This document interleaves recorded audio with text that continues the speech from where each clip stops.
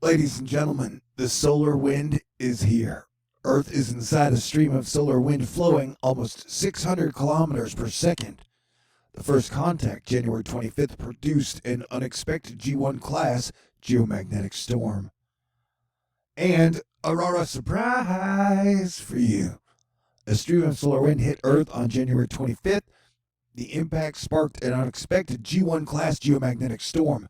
Suddenly, the whole sky was moving and dancing. It felt like Aurora was hitting us with a hammer onto the head. That's what she said.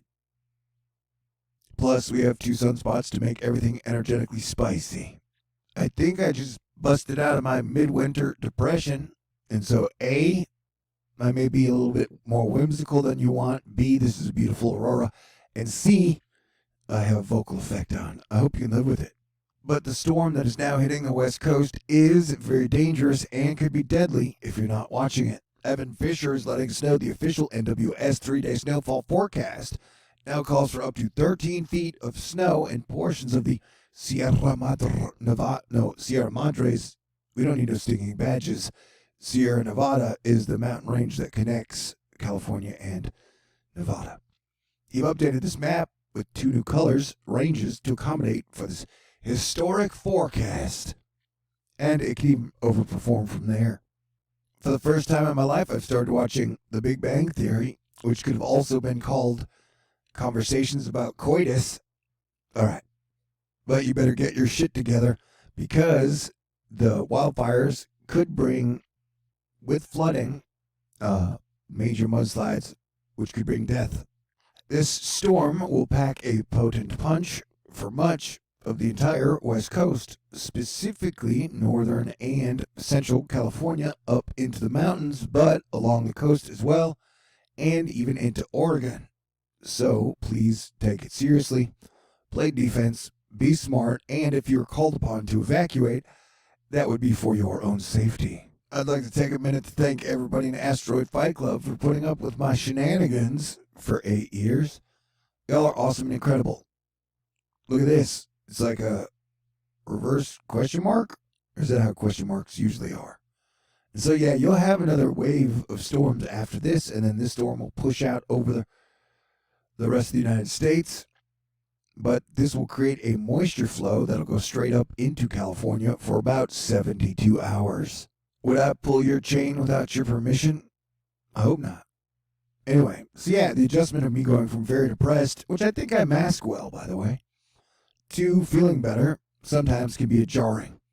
We're talking about anywhere from 10 to 15 inches up in parts of Oregon, definitely in large parts of California, even into central and southern California. So please stay weather aware. I guess the assumption here is that people in Washington and Oregon are used to rain and snow, but Californians are only used to really great weather. So that is why all the extra tension. Although I may have oversimplified things, I tend to do that every once in a while. But there's also weather happening in other areas.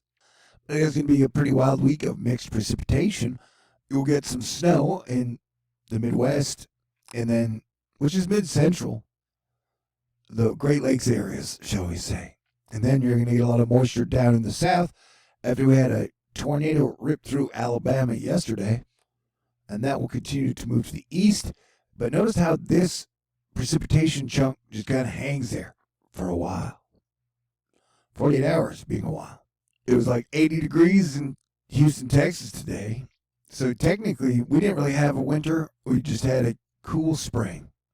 So I guess it'll be summer here soon. That is good news. But look at all that fog. Is it freezing fog? Maybe. Definitely maybe. Well, like I said, this is the big area to watch for the moment. You guys are getting all the attention. I know I'm being cheesy, but at least I'm not being sleazy. All right. Oh, here we are watching the cloud patterns ripple and swirl across the sky and the continents below. Look at that crazy pattern that was just over the southwest. That was looked like a mini hurricane. It is not. All right. But then you can see the atmospheric river loop down and then sucker punch up into California. It moves kind of fast. Chick the Dude is letting people know on the northeast coast, you guys could be getting 3 to 4 inches of snow, so you won't be left out completely. But yeah, the big atmospheric river Category 3 storm has begun. And this winter storm with blizzard components can bring extensive and widespread severe property damage, in addition to life-threatening travel conditions. Like a walk outside can become deadly. The WPC has highlighted almost the entire Sierra Nevada in the Extreme Winter Storm Severity Index. The storm has the potential to bring thunder, snow, extreme blizzard conditions, and snowfall rates up to 6 inches an hour. This is just about as severe as winter storms can get for California. And so, yeah, I'll be here around covering it for you guys over the next 72 hours, because that is what I do. And so, as Big Bad Tom Brady says, let the California thump begin. Actually, I can't verify. I don't really think that's Tom Brady. The northeast coast is like, give me some attention. And down into Virginia and North Carolina, you guys might be getting some snow. And they got a Stargate in North Carolina. That's where they hid my girl. And now I'm going to find her.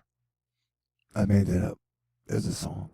Conspiracy theorists be like, they got artificial dense fog in North Carolina to cover up all their secret society activities they got going on.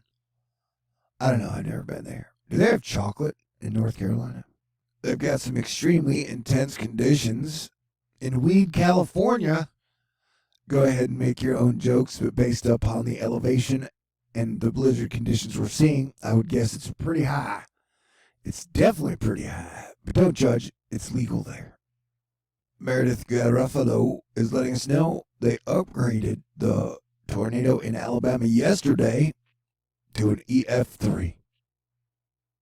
It was deadly, so I shall tell no jokes about this subject.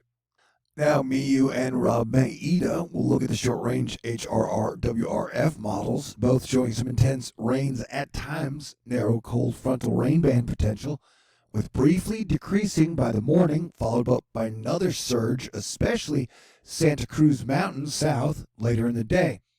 And they do have evacuation for Santa Cruz and parts of San Mateo. Please check your local authorities for the official figures on that. But some of these, remember, we had like 26 people die in mudslides.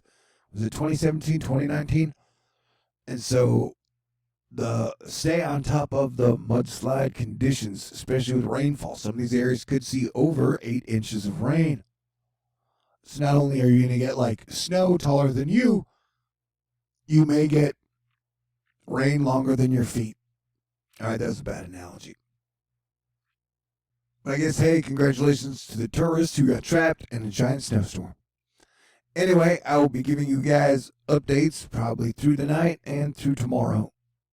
And I hope you have a great day, have a great evening, and you stay cool. God bless everyone.